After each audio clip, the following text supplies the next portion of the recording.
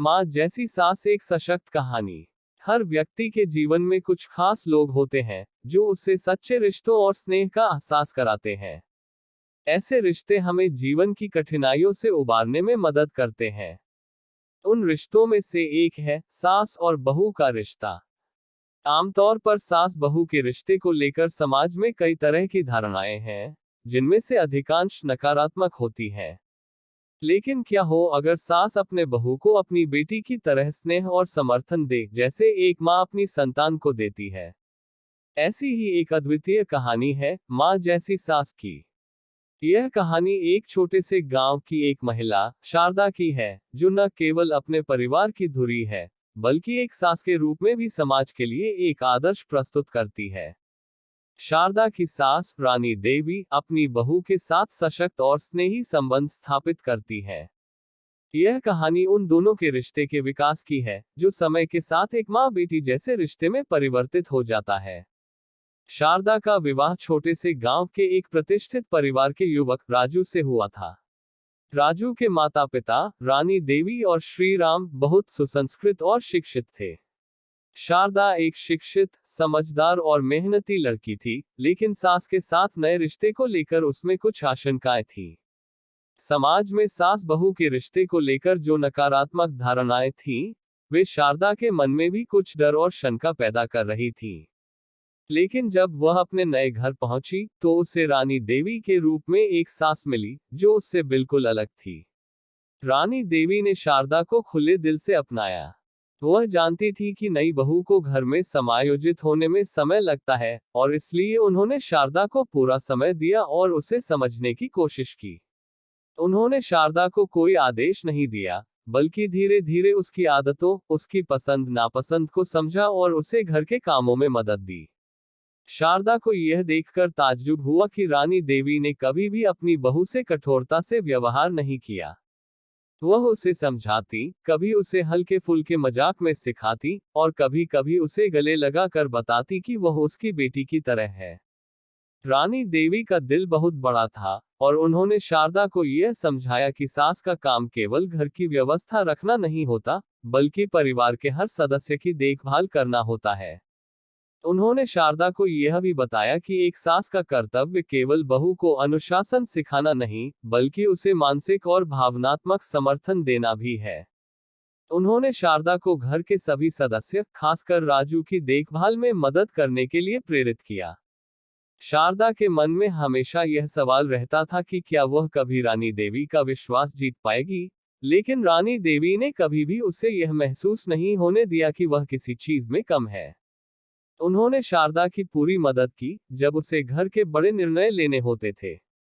जब शारदा को बच्चे होने की खुशी मिली, तो रानी देवी ने उसे गले लगाकर कहा, तुम मेरी बेटी की तरह हो, और तुम्हारी खुशी मेरी खुशी है।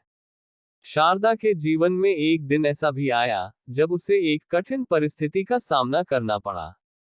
राजू का व्यापार कुछ समय के लिए घाटे में चला गया, और यह परिवार पर एक मानसिक और आर्थिक बोझ बन गया। शारदा बहुत परेशान थी, क्योंकि वह नहीं चाहती थी कि उसके कारण परिवार में कोई परेशानी आए। एक दिन उसने रानी देवी से अपनी परेशानियां साझा की। रानी देवी ने शारदा को शांत किया और कहा, तुम चिंता मत करो, हर कठिनाई का समाधान होता है। हम मिलकर इस समस्या का हल निकालेंगे। रानी देवी ने शारदा को समझाया कि उसे इस समय धैर्य रखने की आवश्यकता है। साथ ही उन्होंने परिवार के अन्य सदस्य, विशेष रूप से राजू को भी मदद करने के लिए प्रेरित किया। रानी देवी के मार्गदर्शन और समर्थन से शारदा को न केवल मानसिक शांति मिली, बल्कि उसने अपने पति के साथ मिलकर इस कठिन समय को पार किया। यह घटना शारदा के लिए एक टर्निंग पॉइंट थी, क्योंकि उसने महसूस किया कि रानी देवी केवल उसकी सास नहीं, बल्कि उसकी मार्गदर्शिका और मित्र भी है। वह उसे केवल एक परिवार की सदस्य के रूप में नहीं देखती थी, बल्कि एक समान साथी की तरह मानती थी। समय के साथ शारदा और रानी देवी के रिश्ते में और भी गहराई आई। रानी देवी ने शारदा को कभी भी यह महसूस नहीं होने दिया कि वह उसकी बेटी नहीं है। उन्होंने उसे मां की तरह स्नेह और प्यार दिया।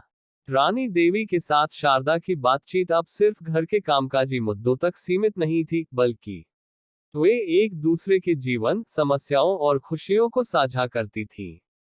एक दिन शारदा ने रानी देवी से पूछा, माँ, आप इतने सालों से इस परिवार की देखभाल कर रही हैं। आप कभी भी थकी नहीं है। रानी देवी हंसते हुए कहती है, बहू, एक माँ कभी नहीं थकती। उसकी खुशी उसके बच्चों की खुशी में होती है। और जब तुम जैसे बहू हो तो मुझे कभी थकान महसूस नहीं होती। तुमने हमेशा मुझे गर्व महसूस कराया है। रानी देवी के इन शब्दों ने शारदा को और भी प्रेरित किया। उसे समझ में आ गया कि एक सास का काम सिर्फ घर की देखभाल करना नहीं, बल्कि अपने बच्चों और बहू को जीवन के सभी पहलुओं में सहारा देना होता है। और रानी देवी ने यही काम किया था। समाज में सास बहू के रिश्ते के बारे में जो धारणाएं थी, उन्हें रानी देवी और शारदा ने तोड़ा। उन्होंने यह साबित किया कि एक सास और बहू के बीच प्यार, सम्मान और समझदारी हो सकती है। शारदा ने महसूस किया कि रानी देवी ने अपनी बहू को कभी अपनी बेटी से कम नहीं समझा। उन्होंने उसे जीवन के हर कदम पर साथ दिया और उसे अपने परिवार का हिस्सा समझा।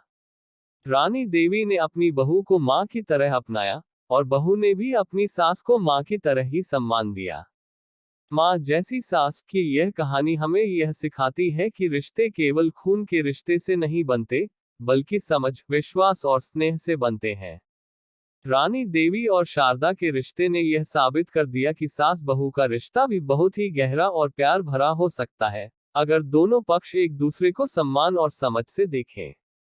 यह कहानी उन सभी सासों और बहुओं के लिए एक प्रेरणा है, जो चाहते हैं कि उनका रिश्ता भी ऐसा ही मजबूत और प्यार से भरा हो। सास और बहू का रिश्ता अगर सच्चे प्यार, विश्वास और समझदारी से बना हो, तो वह किसी भी माँ बेटी के रिश्ते से कम नहीं होता।